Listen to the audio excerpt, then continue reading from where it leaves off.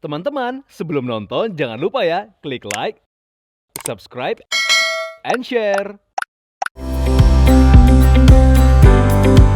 Cinta hadir untuk menyatukan perbedaan.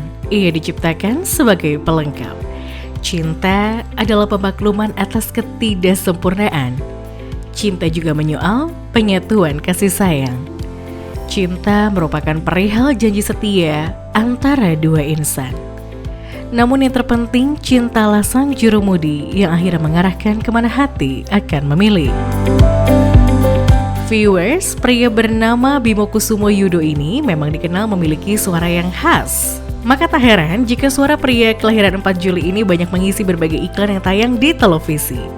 Tak hanya itu, lewat akun TikTok @bimoki, pria lulusan LSPR ini tercatat telah memiliki followers yang mencapai 618.000, bahkan konten-konten VO-nya sering lewat di FYP. Di balik kemahirannya menjadi VO talent dan juga konten kreator, Bimo merupakan sosok pribadi yang hangat dan penyabar. Ia bahkan memiliki keluarga yang rukun dan harmonis. Lantas siapakah sosok wanita yang setia mendampinginya? Yup, bersama-sama kita saksikan perjalanan kisah cinta yang sweet dan inspiratif dari konten kreator, penyiar radio dan juga ahli sulis suara Bimo Kusumo Yudo dengan sang istri Angel Vionis Hareva dalam Love Story.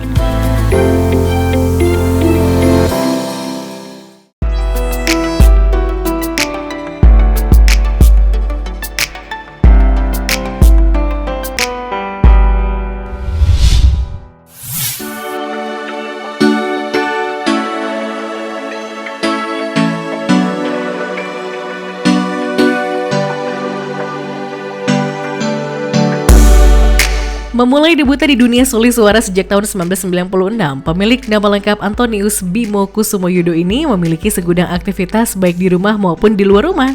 Pria 33 tahun itu tak hanya dikenal sebagai pengisi suara dan iklan, ia juga memiliki lembaga pelatihan sulis suara dan juga host podcast bergenre horor bernama Padepokan Malam Kliwon. Hai pemirsa Love Story, saya Bimo Kusumo dan ini istri aku, Angel. Mau tahu bagaimana kisah perjalanan cinta kita yang nggak gitu-gitu aja? Yuk langsung ikutin kita berdua ya.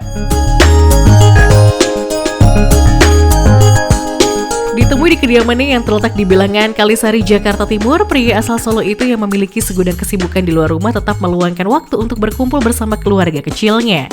Seperti apakah kekompakan keluarga pria yang memiliki suara khas dan unik sebagai pengisi iklan ini? Berikut liputannya. Gaby, Mirea, Gaby lagi makan apa nak? Lagi makan tahu. Dikasih siapa tahunya?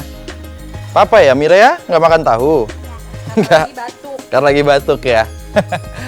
Itu dia pemirsa Love Story. Jadi beginilah kalau lagi weekend kegiatan saya, istri dan juga anak-anak. Karena ini benar-benar waktu yang harus dimaksimalkan di tengah kesibukan kita berdua. Apalagi saya gitu ya, pelaku industri kreatif yang kerjanya tuh nggak ada jamnya gitu ya. Kadang malam, kadang pagi baru pulang. Bu Angel juga sampai rumah juga udah malam gitu ya. Waktu-waktu weekend seperti ini yang akhirnya kita maksimalkan. Nah ini kita mau kenalin dulu kali ya. Ini yang paling kecil, namanya siapa? Gaby? Iya? Namanya Gaby. Oh iya Gaby. Nah ini ada siapa? Ada Mirea. Ini, oh kakak. Iya kakak Ea. Ini mau 2 tahun, Mirea berapa tahun nak? 5. Kamu udah sekolah berarti? Jadi buat pemirsa Love Stories, memang waktu bersama keluarga tuh penting banget ya kalau menurut kita berdua ya, Maya. Benar-benar. Daripada menyesal, mendingan kita maksimalkan. Ngumpul-ngumpul sederhana di taman seperti ini, jadi salah satu kegiatan yang wajib banget saya dan istri harus lakukan di setiap minggunya. Karena dari taman kecil ini timbul sebuah perasaan yang besar, sebuah ide-ide yang besar, sebuah harapan-harapan yang besar, bahkan sebuah curhatan yang besar dari anak-anak. Curhatan simple gitu ya.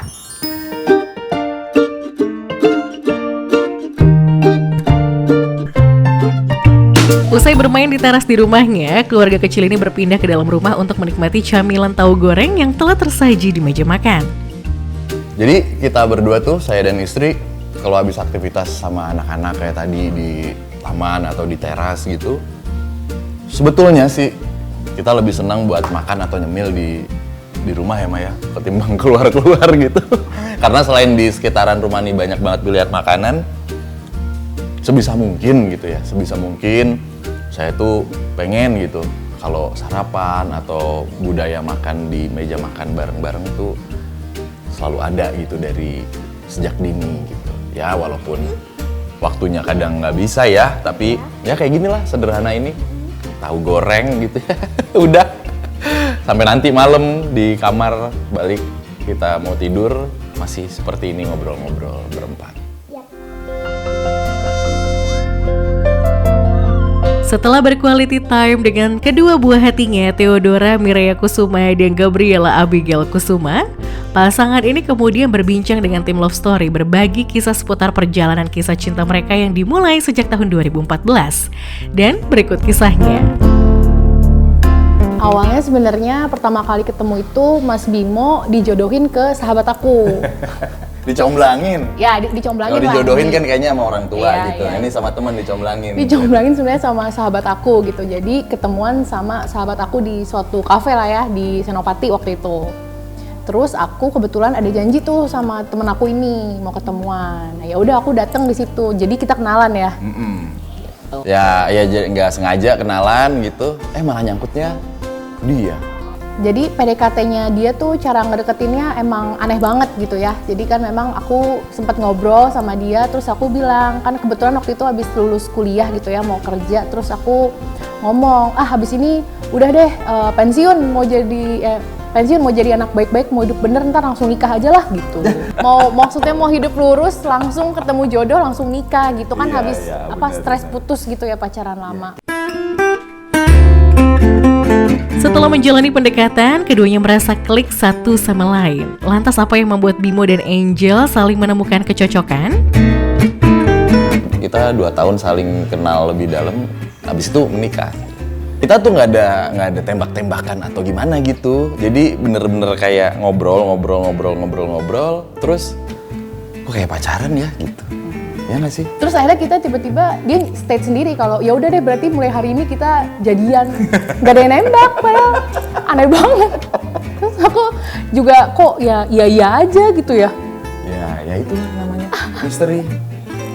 Kalau aku sih lebih ke Jujurin aja. ya maksudnya lebih ke enak banget gitu ngobrolnya. Oh, ngobrolnya. Jadi kayak temen aja gitu, nggak bener-bener cuman cinta-cintaan mulu terus menerus gitu, nggak juga ya. Tapi Jadi kalau ditanya apa yang membuat saya klik sama Bu Angel adalah timeline kehidupan saya yang sudah mepet.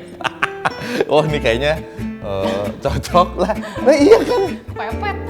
Iya. Ngobrol udah aman. Rezekinya bisa dicari lah bareng lah gitu ya. Apalagi ya.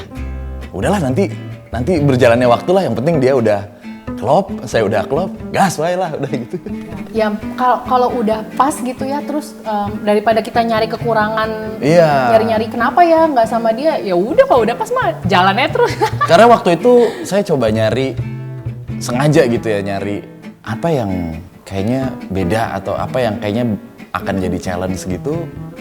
Nggak ada justru saat itu ya.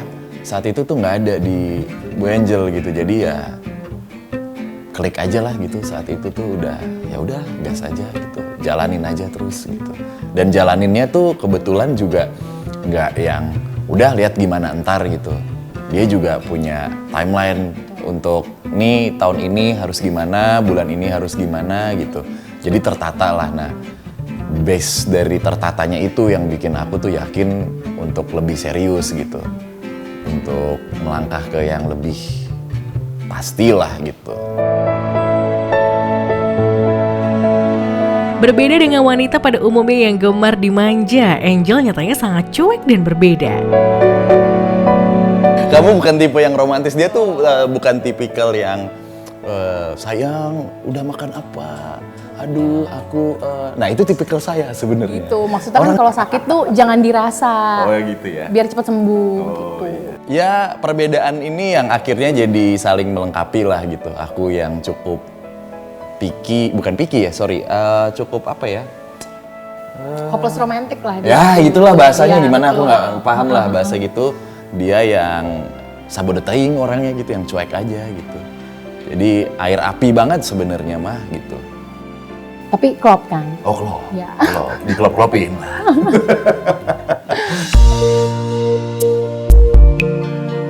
2 tahun berpacaran, pasangan ini hampir tak pernah merasakan pahitnya putus di tengah jalan.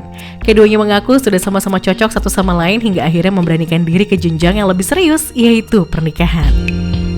Dan untuk pernikahan kita sepakat, ya udah yuk kita persiapkan semuanya dengan baik dan benar. Dari komunikasi ke keluarga, izin ke keluarganya Angel gitu ya, dari saya pribadi, lalu penentuan tanggal lamaran, dan prosesi pedat kan kita berdua dari kultur yang sangat berbeda ya, itu juga dipersiapkan dengan matang sih. Meski Bimo dan Angel terlahir dari 2 daerah dan budaya yang berbeda, namun pasangan ini hampir tak menemui kendala kala mempersiapkan pernikahannya. Jadi akulturasi budayanya berasa banget gitu, dari yang Solo, Sumatera, Timur Indonesia. Lucu juga ya pas resepsi gitu. Jadi pakaian kita tuh Solo ya, Solo. Jawa gitu ya, bener-bener full pakai beskap. Angel juga pakai dipaes ya. gitu, dikerok. Kan biasanya gamelan tuh saat ngiringin pengantin masuk kan. Tapi ini musik nias. Penarinya juga penari. Penarinya penari nias. Jadi tamunya bingung. Lah, ini adatnya apa sih? Oh, kita nggak ada adatnya. Ini nasional. Ini nasional. Memang udah melihat Mas Bimo ya, gini-gini. Aku dulu memang punya pacar lama, tapi jarang yang aku bawa ke rumah gitu. Jadi mungkin papa mama ketika ada yang datang ke rumah, terus dilihat memang orangnya baik gitu ya. Terus pas lagi ngomong ke orang tua mau menikahi anaknya tuh juga ya mungkin diterima lah gitu ya. Aku juga waktu itu nggak fokus. Pakai suara voice over Iya. gitu. Selamat malam Om dan Tante. Iya nggak gitu. Saya kok nggak gitu ya? Nggak. Oh nggak gitu, makanya langsung tersirep gitu. Iya.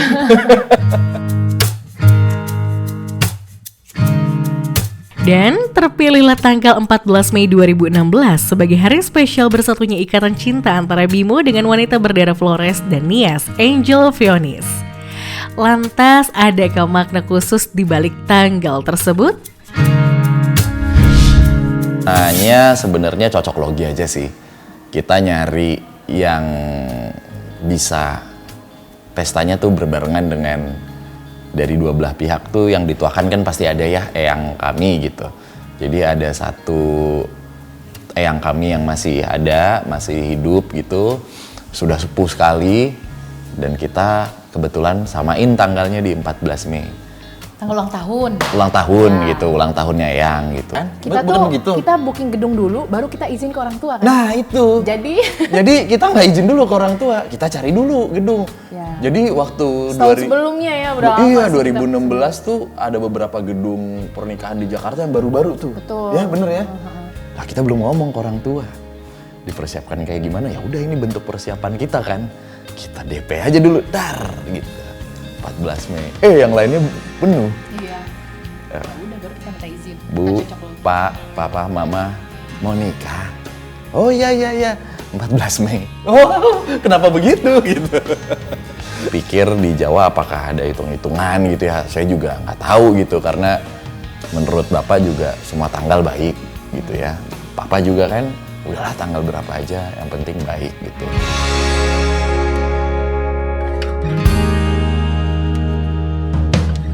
Ya viewers, Bimo dan istri tercinta Angel Fionis masih memiliki lanjutan cerita menarik seputar perjalanan rumah tangganya. So stay tune on Love Story.